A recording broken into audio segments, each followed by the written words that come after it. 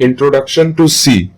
सो आज हम लोग स्टार्ट करने वाले हैं सी प्रोग्रामिंग का एक सीरीज, और ये मेरा पहला वीडियो इस चैनल का। So please do like and share and give me the feedback. तो स्टार्ट करते हैं। तो इंट्रोडक्शन टू सी। तो सी किसके द्वारा बनाया गया था? डेनिस रिची ने सी बनाया था। एक सेकंड, हाँ, डेनिस रिची ने सी बनाया था। क्यों बनाया था? For creating system application that directly interact with the hardware system, hardware devices. मतलब एक सिस्टम एप्लीकेशन या सॉफ्टवेयर बनाना जो डायरेक्टली किससे रिएक्ट करेगा? हार्डवेयर डिवाइसेस से जो है रिएक्ट करेगा। ठीक है। Now C is considered as the base for other language, that is why it is considered as the mother language. देखो, सी को मदर लैंग्वेज भी कहा जाता है। जैसे कि सी को जो है सी लैंग्वेज को अलग अलग लैंग्वेज से भी जाना जाता है। जैसे कि सी को मदर लैंग्वेज की तरह जाना जाता है, सिस्टम प्रोग्रामिंग लैंग्वेज की तरह से जाना जा सकता है, प्रोसीजर ओरिएंटेड प्रोग्रामिंग लैंग्वेज की तरह से जाना जा सकता है, स्ट्रक्चर्ड प्रोग्रामिंग लैंग्वेज की तरह से जाना जा सकता है, या मिड लेवल प्रोग्रामिंग लैंग्वेज की तरह से भी वो जाना जा सकता है। ठीक है।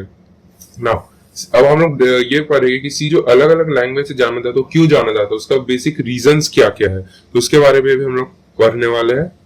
ठीक है।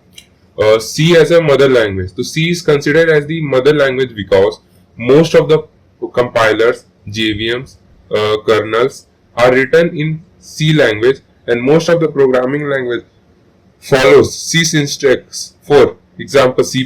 देखो, जैसे कि यहाँ पर मैं यहाँ पर लेता हूँ एग्जाम्पल C++ का और जावा का। ठीक, सी का।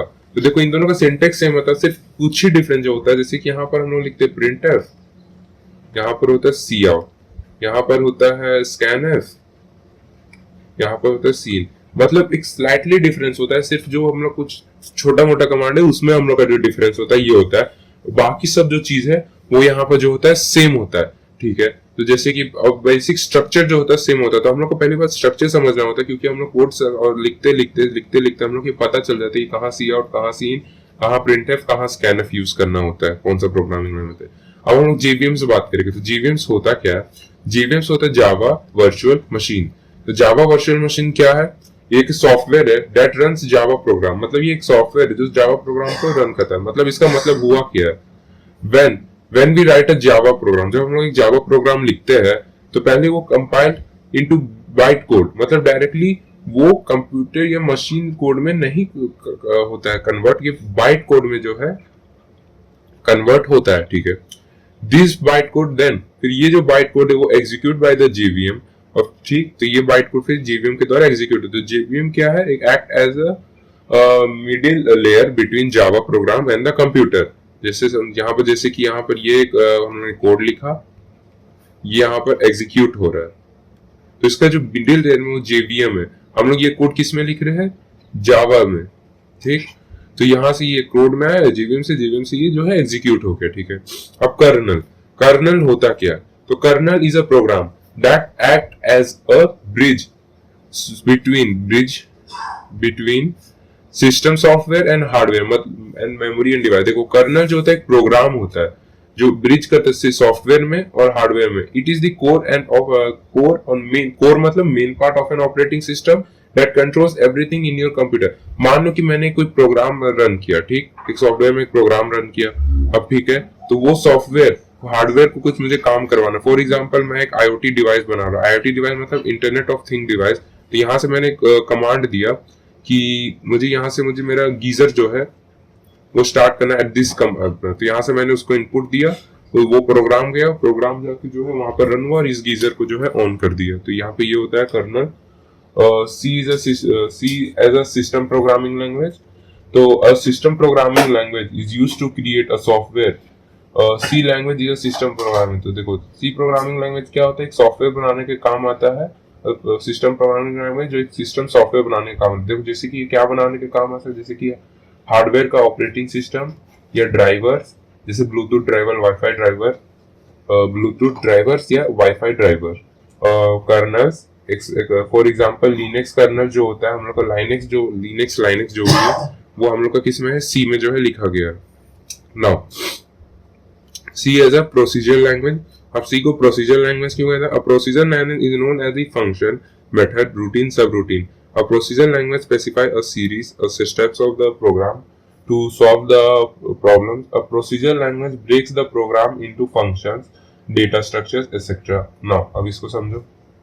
C as a क्या प्रोसीजरल लैंग्वेज. मतलब प्रोसीजर क्या होता है, मतलब एक के बाद एक स्टेप फॉलो करना. मतलब कोई अगर मान लो कि कोई हम लोग मुझे कुछ काम है, लाइक एग्जाम ही देना है, तो इसका क्या प्रोसीजर है. पहले तो मुझे उसका ये स्टडी करना होगा, क्या सिलेबस है.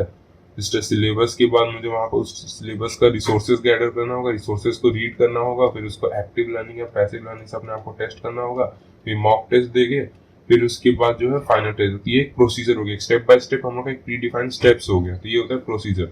तो जैसे कि वही जो है प्रोसीजर लैंग्वेज क्या है, और फिर यहाँ पर हम लोग क्या कर सकते हैं इस पार्ट को चेक करने के लिए. इसको जो इतना बड़ा जो चीज है हम लोग स्मॉल स्मॉल पार्ट में जो है हम लोग चेक करते हैं. ठीक है, तो यहाँ पे ये हो गया. तो वही जो प्रोसीजर में भी ये होता है, जो प्रोग्राम जो होता है मल्टीपल फंक्शंस या डेटा स्ट्रक्चर में जो है वो ब्रेक करते हैं. फिर C as a structural language, structural programming language.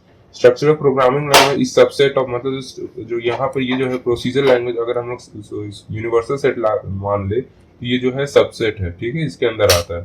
ठीक है. Now structure means to break a program into parts of blocks. मतलब एक मल्टीपल प्रोग्राम है, मैंने यहाँ प्रोग्राम लिखा है, तो उसको फिर कुछ कुछ पार्ट्स या ब्लॉक्स में जो है इसको यहाँ जो है ब्रेक कर देना होता है. तो इसको हम लोग बोलते हैं स्ट्रक्चर. मतलब कुछ कुछ पार्ट में, जैसे कि एक बिग प्रॉब्लम है तो उसको छोटे छोटे पार्ट में करके तोड़ के फिर उसको सॉल्व कर जाता है. तो उसको बोलते हैं structure of programming language.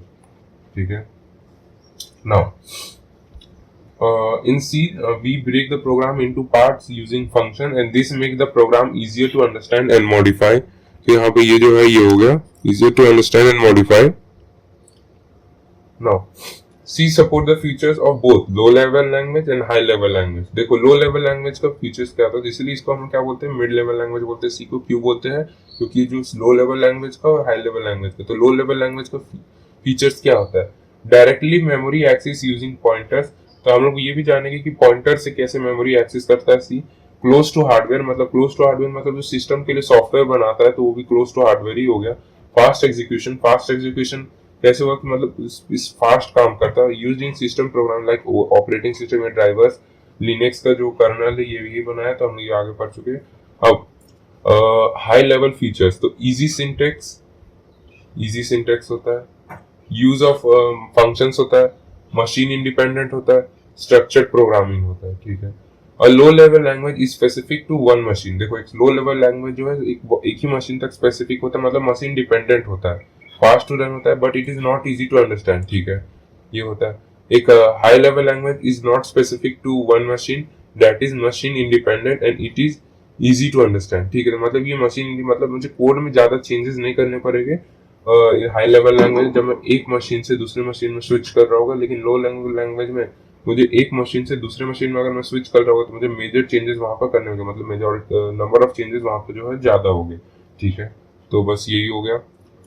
Thank you guys.